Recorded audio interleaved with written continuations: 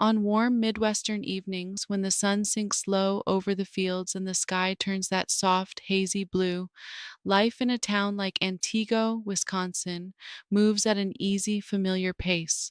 It's the kind of place where people recognize each other's cars before they recognize each other's faces, where the same families sit in the same pews, and where you can still walk into a gas station and run into three people you know.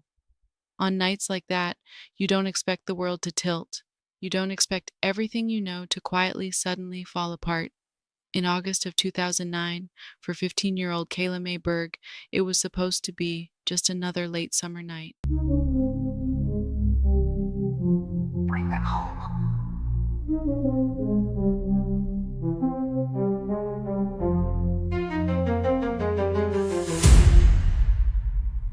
Kayla was the kind of teenager who could light up a room just by stepping into it.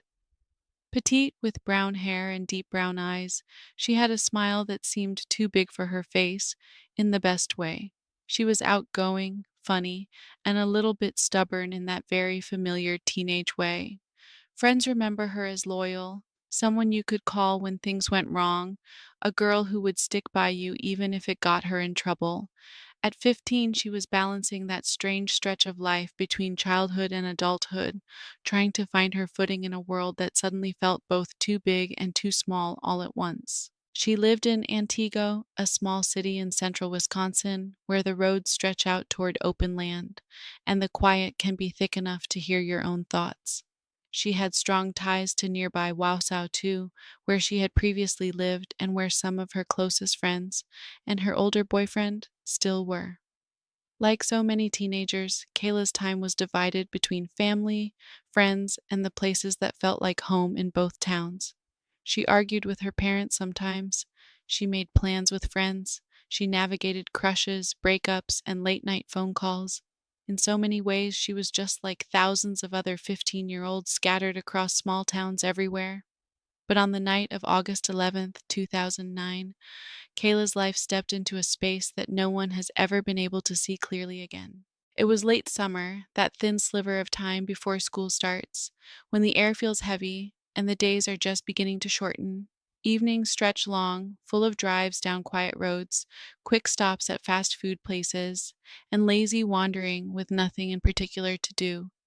For teenagers, those are the nights that feel endless, nights when you can sit in a car with the windows down, music playing, and feel certain that this moment will last forever. Sometime that evening, Kayla met up with a friend of the family, 24-year-old Kevin Kielcheski. He wasn't a stranger. He was older, yes, 9 years older than Kayla, but he was known to her and her family. In a small town, networks of friends and family often overlap in complicated ways, and that night, he was the one driving her around Antigo. They drove the familiar streets, the kind where nearly every house is someone's cousin, co-worker, or classmate. At some point, they stopped at a McDonald's in town. There, in the bright artificial light of the restaurant, the ordinary continued. Kayla spoke with a friend, made plans to talk later, and went about her night as any teenager might, thinking more about the next hour than the next decade. There was nothing at that McDonald's, in those fleeting interactions, to warn anyone of what was coming. According to what's been reported, as the night stretched deeper, Kevin told investigators that Kayla asked to be driven to Wausau, about 35 miles away, to see her 19-year-old boyfriend.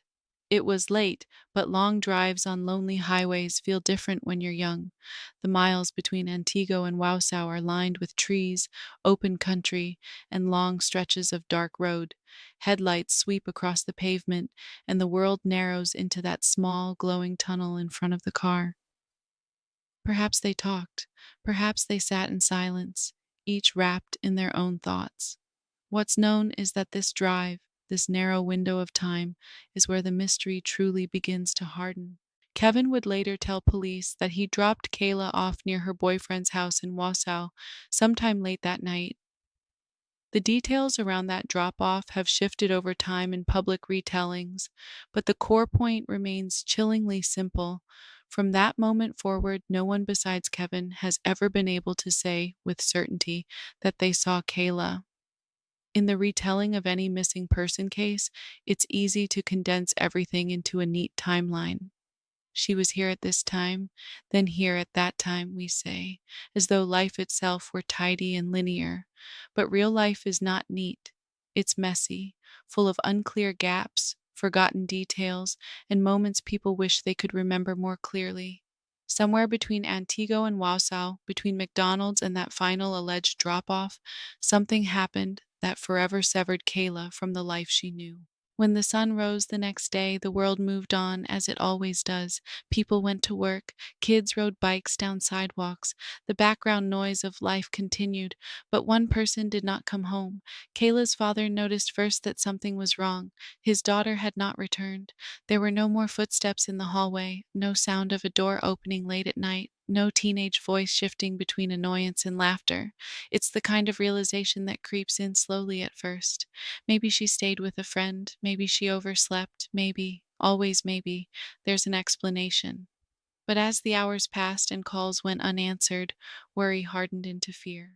Her mother, Hope, began calling around friends, acquaintances, anyone who might have seen Kayla. The story that emerged was uncertain from the very start. No one in Wausau came forward to say they'd seen her that night. No one knew where she was. There were no quick answers. Days slipped by as her family tried to do what so many families do in those first disorienting moments of a disappearance: handle it themselves, trust that maybe this was just a teenage runaway situation, hold on to the belief that at any moment the phone might ring and a familiar voice would say, "I'm okay." But that call never came. After several days of searching, hoping, and turning over every stone they could reach on their own, Kayla's family reported her missing. In so many cases involving teenagers, law enforcement's first reaction is to suspect a runaway. It's not malicious, it's often a matter of experience and probability. Many teenagers do run away and come back days or weeks later, but for Kayla's family, hearing that label attached to their daughter must have felt like a dismissal of the quiet certainty growing in their chests. This wasn't just a girl who stayed out longer than she was supposed to. This wasn't just a spat over rules. Something deeper, darker, was wrong. As the missing person report went out and questions began, Kayla's life shifted from being a private story known to family and friends into a case file, something discussed in briefing rooms and plotted on maps. Investigators talked to the people closest to that crucial night. They questioned her boyfriend. They questioned Kevin, the family friend who had last been seen with her. They tried to piece together a clear picture of what had happened, but it was like trying to build a bridge out of fog. There were statements, yes, but few verifiable points, few confirmed sightings, and no physical evidence that could draw a solid line from one moment to the next. All the while, Hope and the rest of Kayla's family were living in a different kind of space, one between hope and dread. At home, Kayla's room was no longer just a room. It became a shrine to what used to be, and a question mark hanging over what still might be. Her clothes still carried the imprint of who she had been. Her belongings still waited to be picked up, used, worn, lived in.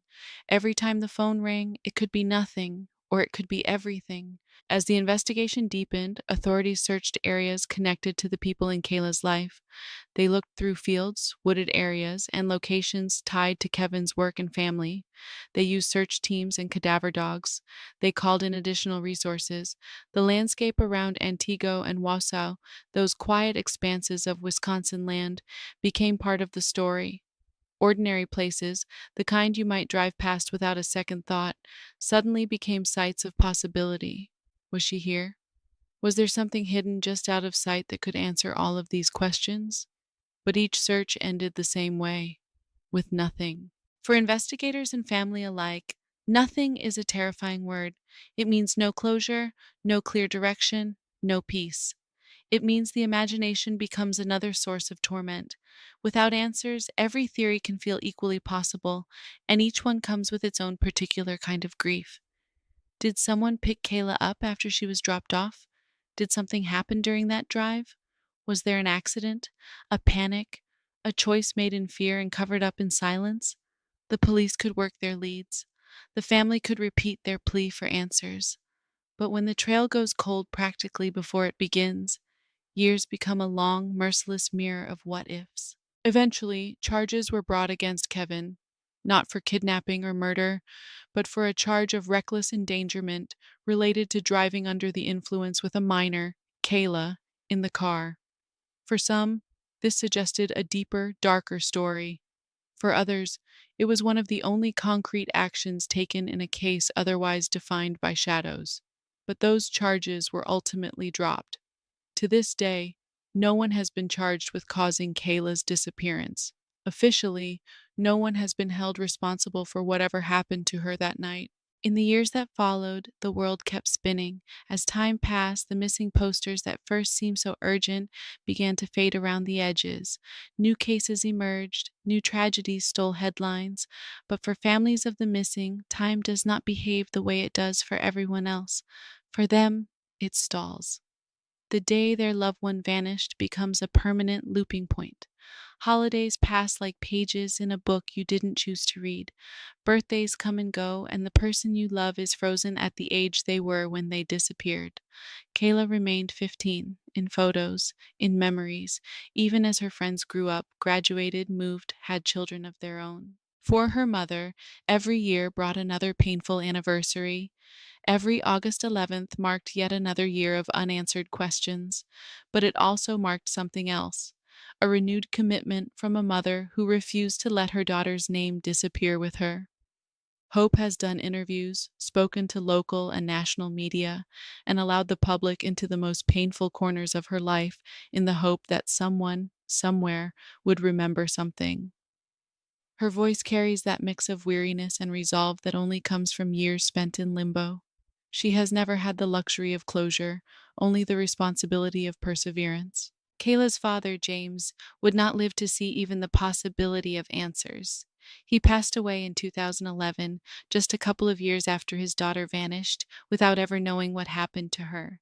It's difficult to truly understand what that must have felt like, to carry that weight, to keep asking a question with no reply, and then to be forced, by time and circumstance, to leave the world still holding it. A missing child leaves an empty space, not just in the present, but in the future.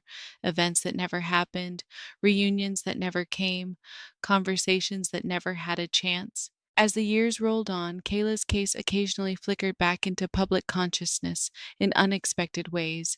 In 2016, a disturbing and infamous YouTube video titled, "Hi Walter, I Got a New Girlfriend Today," began to circulate widely online. In it, a man speaks directly to the camera in a tone that many viewers described as unhinged. The video then cuts to a frightened young woman in a basement. Viewers quickly began comparing this woman's appearance to age progressed images of Kayla, and many became convinced that the video might show her in captivity. For a brief, intense period, Kayla's name surged across social media platforms. People traded theories, compared screenshots, and fueled a blaze of speculation. For strangers online, it was a puzzle, a horror story that demanded solving. For her family, it was something much heavier, a new wave of hope and fear intertwined. If the girl in the video was Kayla, it meant she might still be alive and suffering. If it wasn't her, it was yet another false lead, another moment in which people used her name as a backdrop for internet fear and fascination. Ultimately, authorities determined that the video was staged and that the girl shown in it was not Kayla. The people involved in creating it were identified. The viral moment faded, but for those closest to Kayla, the emotional toll lingered. False hope can be almost as cruel as no hope at all. It's another example of how the modern world treats true crime cases, at once deeply engaged and often painfully detached from the actual human beings at the center. Throughout all of this, one core reality remained unchanged. Kayla was still missing. Her case has appeared in traditional media as well. It was featured on Disappeared, a television series dedicated to telling the stories of people who have vanished under mysterious circumstances. Through these retellings, more people learned her name, saw her photo, and heard the broad strokes of that August night in 2009. But awareness, while powerful, is not always enough to crack open a mystery that's been sealed by time, silence, and fear. Still, it matters. Every pair of eyes that sees her face, every person who hears her story, is one more potential carrier of a memory that might someday connect to a crucial detail. In the quiet moments outside of cameras and interviews, Kayla's story is carried most powerfully by those who loved her long before she became a headline or a segment on a show. For them, she is not just a missing person, she is a daughter, a friend, a girl who should have had the chance to grow up, to change, to make mistakes and recover from them, to figure out who she wanted to become. She should have had the chance to have birthdays she actually got to celebrate. She should have had the chance to attend weddings, to hold nieces or nephews, to come home for holidays with new stories and new memories. Instead, there is only the echo of what might have been. One of the most haunting aspects of Kayla's case is how little is definitively known. There are no confirmed sightings after that car ride, no recovered belongings to anchor the story, no crime scene that can be studied and re examined. There is a start, a girl, a car, a drive, and then there is an emptiness where the rest of the story should be. That emptiness pulls at everyone who learns about it, inviting theories and speculation, but not offering the solid comfort of truth. Over the years, various possibilities have been discussed. Perhaps something happened to her on the drive between Antigo and Wausau. Perhaps she was never actually dropped off where she was said to have been dropped off. Perhaps she made it there only for something terrible to happen afterward. Perhaps there was an accident and fear led to a terrible decision to conceal it. Each scenario is painful in its own way. Each suggests a different kind of loss, a different kind of betrayal. But as tempting as it is to cling to any theory just to fill the space, the fact remains we do not know. What we do know is that someone, somewhere, does. People do not simply vanish. There is an answer to what happened to Kayla, and it exists in the real world, not in speculation or rumor. It might live in the memory of someone who was there that night, in a passing comment someone once overheard but didn't understand. It could be buried in an old alibi that never quite made sense, in an uneasy feeling someone has carried for years. It might be hidden in guilt, in silence maintained out of fear, shame, or misguided loyalty. Whatever the truth is, it did not disappear with her. It is still here, waiting to be uncovered. As it stands today, Kayla's case remains open, and she remains listed with organizations dedicated to finding the missing. Age progressed images show what she might look like as a young woman now, no longer the 15-year-old frozen in the last photographs taken of her. These images are both hopeful and heartbreaking. They offer a glimpse of the life she should have had and serve as a reminder that even if the trail feels cold, the search is not over. In the years since her disappearance, the town of Antigo has continued forward, as all places must. New children have grown up, new stories have begun. But for those who remember the girl who once sprinted across these same streets, laughed in these same parking lots, and made late night plans in these same restaurants, there is a thread running through everything, a quiet knowledge that something is missing. The landscape holds that absence, whether anyone acknowledges it out loud or not. It is easy in a world overflowing with information and tragedy to become numb. Stories of missing and murdered people scroll past us every day, reduced to a headline, a photograph, a few lines of text. It becomes a kind of background noise. But if you pause, if you really let one of those faces stay with you, it changes something. Kayla's story is not just a compelling mystery. It is an ongoing, unresolved wound. It is a family still waiting. It is a question mark hanging over a small town night. For her mother, every day without an answer is another day of impossible balancing. How to keep living without knowing, how to protect the memory of her daughter while also leaving room for the possibility that she might come home. How to speak Kayla's name loudly enough that the world keeps listening, without allowing that name to become just another tragic symbol. It is loving someone fiercely without being able to do the one thing that matters most, bring her back. When we talk about cases like Kayla's, we often focus on the mystery, the unknown, the unanswered questions that pull us in. But at the heart of it all, before the theories and the speculation, there is something much simpler and more profound: love. The love of a mother, a father, siblings, friends.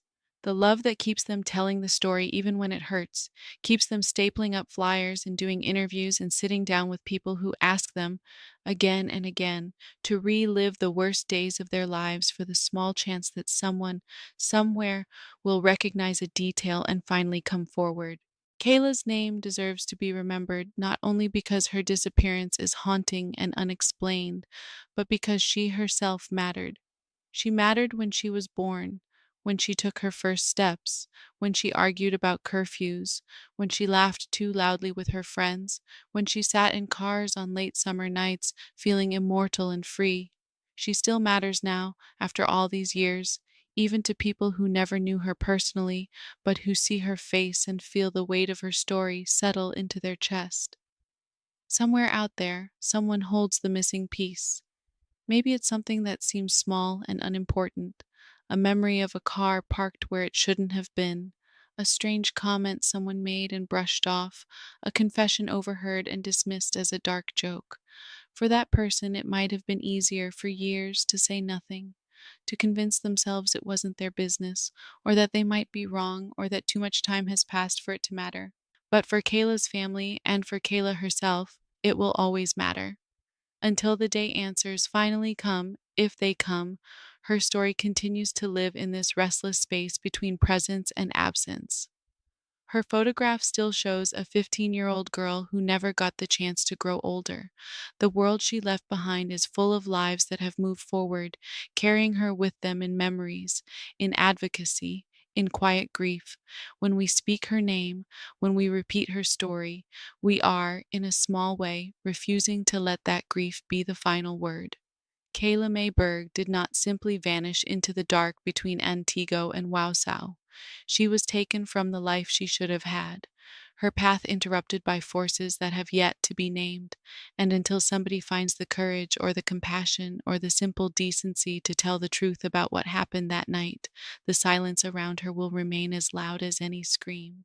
But against that silence stands something stronger: a mother's love that refuses to fade, a community's memory that refuses to forget, and a world of strangers willing to say, even all these years later, that her life still matters, that her story is not over, and that she deserves more than to be just another unsolved case.